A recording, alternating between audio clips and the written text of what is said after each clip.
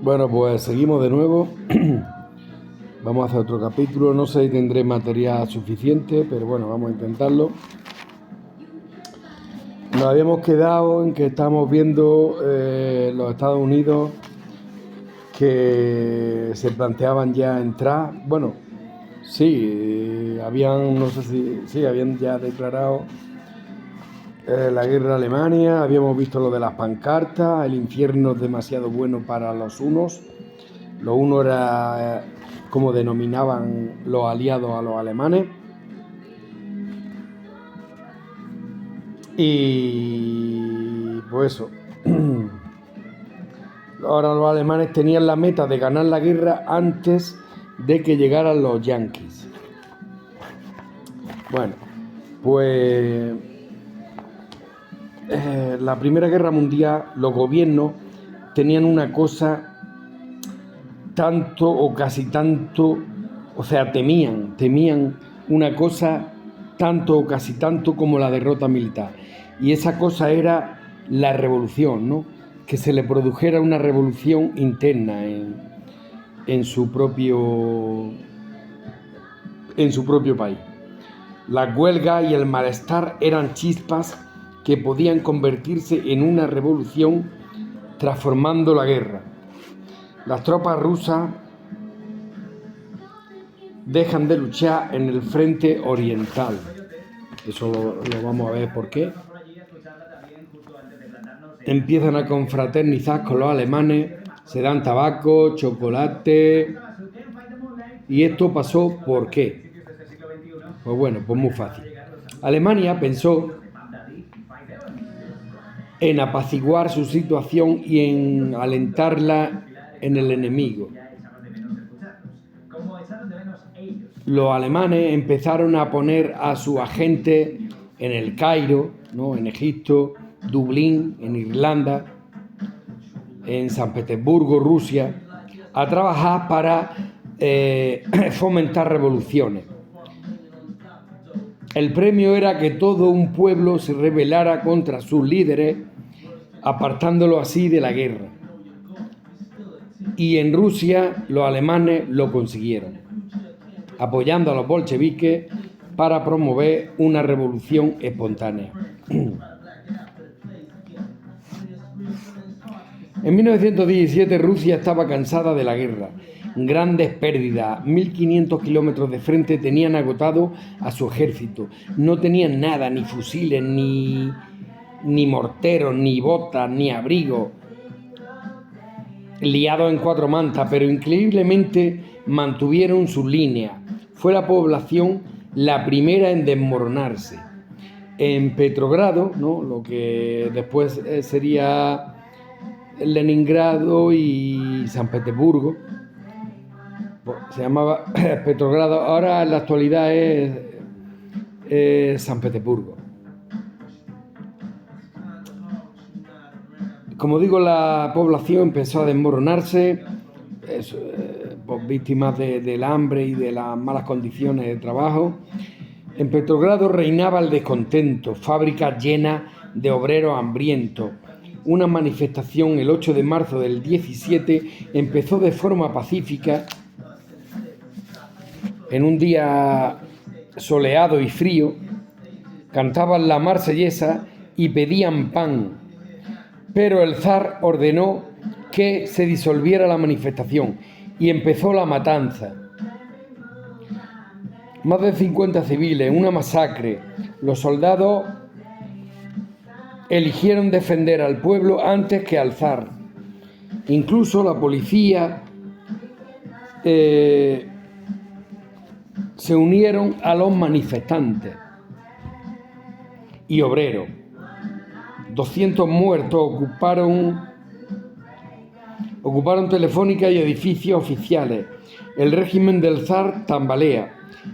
Años antes ya lo predijo Rasputín, ¿no? El monje consejero de la zarina, que si entraba la guerra sería el final. A Rasputín después se lo cargaron, ¿no? Bueno, todo esto, como sabéis, está detallado en mis vídeos de la historia de Rusia. Lo que voy a hacer con esta serie es un vídeo a vídeo, hacer un comentario, resumen. Bueno, eso ya lo he dicho. Pondré el enlace de lo de donde está lo de Rasputín y eso. Vídeo a vídeo, un comentario, resumen del contenido, para así cuando se quiera consultar algo, pues llegar. Bueno, los soldados que llegaron a la ciudad para restaurar el control se unieron a los revolucionarios. El zar se vio obligado a abdicar y se forma un gobierno provisional al mando del socialista Alexander Kerensky.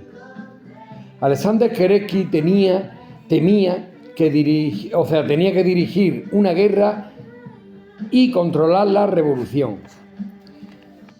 Alemania esperaba beneficiarse de las revueltas de Rusia.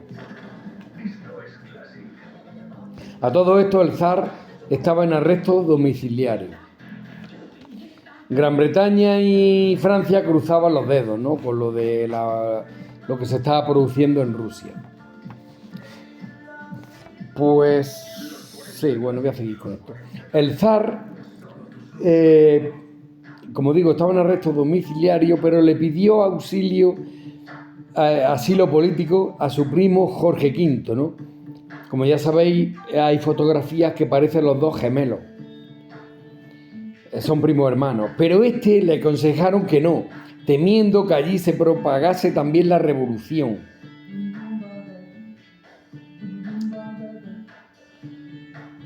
Que también allí la estaban sufriendo, la revolución. Una especie de huelga, bueno, protesta por servicio militar obligatorio. En Escocia también huelga, demanda para mejores salarios y condiciones de trabajo en el sur de Gales, Manchester, etc. 200.000 soldados permanecían en Inglaterra para sofocar la huelga. Pero su primer ministro prefería ceder antes que aplastarlo y obtuvo el apoyo de los obreros.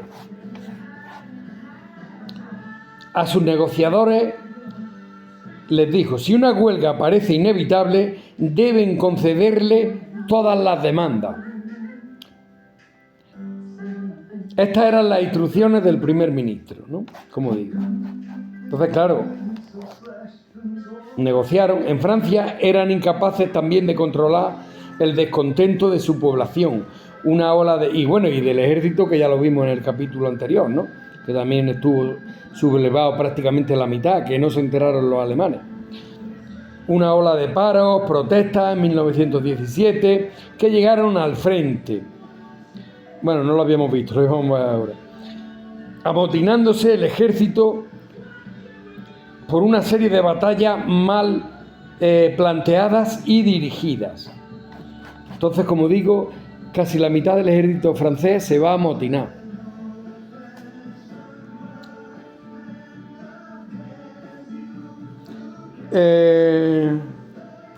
Con respecto a lo de Alemania, de sembrar la revolución en Rusia,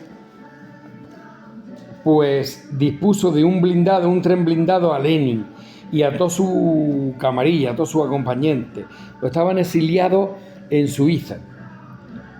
Este tren atravesó Alemania y luego exactamente ya no sé si sería por Dinamarca hasta Finlandia, y luego llegó porque este tren llega a San Petersburgo, no este mismo, a lo mejor otro, pero vamos, iban totalmente financiados y con un fondo en un banco para todo lo que le hiciera falta a Lenin para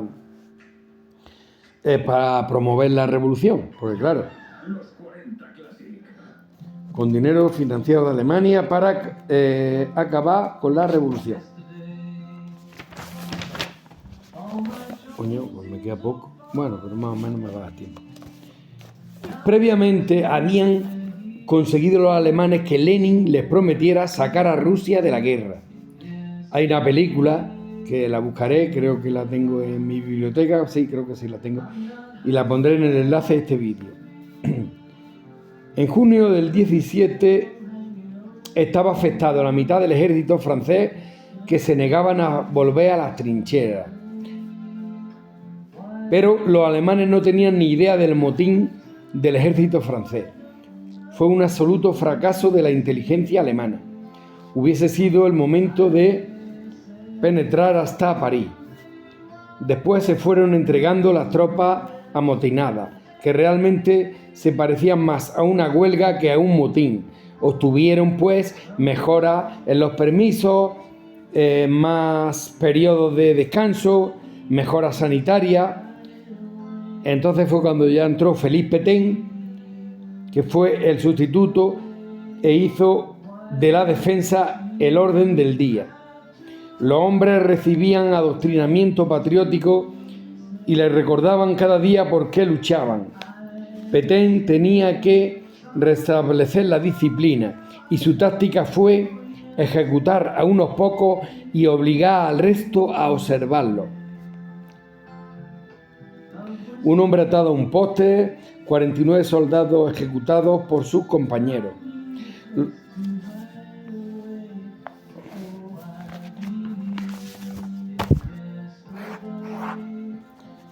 Bueno, pues nada, con respecto a lo de antes, que me he quedado ahí, pues eso, ya digo, los alemanes llevaron a Lenin allí y porque claro, se había dado una revolución que había abdicado el zar, había entrado un gobierno provisional con el socialista Alexander Kerensky, pero prácticamente con respecto a la guerra no cambian las cosas, porque él se ve casi en la obligación de seguir con la guerra, pues, por presiones de sus aliados, ¿no?, de la Triple Entente, de Francia e Inglaterra.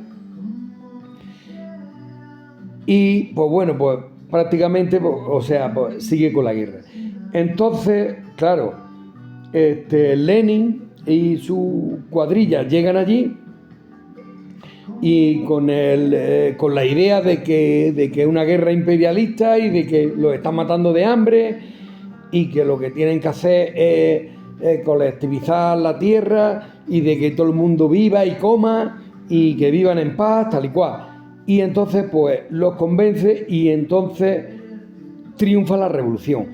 Previamente había pactado con los alemanes que iba a sacar a los rusos, los iba a quitar del frente de la guerra, y efectivamente los quita de la guerra, con lo cual Alemania, el frente oriental, se le queda vacío. Automáticamente pues todos esos soldados los puede llevar al occidental, ¿no?, con Francia. Antes de capitular hay unos acuerdos que creo que en Brest-Litovsk, una ciudad de Bielorrusia, que ahí el que va a negociar es Trotsky, León Trotsky, y realmente, pues bueno, ahí los dejan, le quitan, bueno, pues todo lo que tenían de Polonia ocupado, todo eso lo pierden, que tenían media Ucrania, porque Polonia tenía media Ucrania, la pierden, Rusia tenía Ucrania y Polonia se queda con la mitad, Rusia pierde un huevo de terreno, pero ellos lo tenían asumido, les daba, no es que les diera igual, pero les daba más o menos igual, porque ahora en esos momentos se iban a quedar con su nación, iban a entrar en una guerra civil, porque ellos pensaban que le iba a ir mejor, pero hace unas elecciones las pierden y por tanto dicen, bueno, no pasa nada, esto es la dictadura del proletariado, pero entran en guerra civil con los blancos, con los verdes, una guerra civil que va del 17 prácticamente al 21. Cuando la ganan en el 21, intentarán recuperar esa parte de Polonia. Incluso Trotsky quería exportar la revolución al mundo entero, pero claro, quieren empezar por Polonia, tampoco les va demasiado bien. Pero bueno, lo que quiero decir con esto a lo que nos concierne, es que Rusia deja la guerra. Los soldados desertan no, es que hay ya el nuevo gobierno de Lenin, dice que la guerra se ha terminado, entonces los soldados se van cagando leches para Rusia porque van a repartir tierra y lo que quieren es conseguir tierra. Y entonces, pues bueno, pues Alemania pues ve un frente aliviado. Por otra parte, los soldados italianos también estaban cansados de la guerra, pero su alto mando, su técnica también era el castigo. El general Cadorna, en la batalla de Caporetto, en octubre del 17, en el valle del río Isocho, fue atacado por el Imperio Austrohúngaro, esto ya lo vimos antes, juntamente con alemanes, que eso ya lo vimos. Los italianos se rendían en masa ante el enemigo, se contentaban porque así salvaban la vida, gritaban de alegría. Aquí estaba Erwin Rommel, que creo que es el de la Luftwaffe, joven teniente que tomó a 1000 prisioneros, sin tirar ni un solo tiro. 300.000 soldados italianos se rindieron en el invierno del 17. Y bueno, y aquí lo dejamos, y esto ya está, es súper interesante, macho. Qué lástima no tener más tiempo y tenerlo más fresco, pero bueno, ha quedado bastante bien. Vamos a seguir. Chao, chao.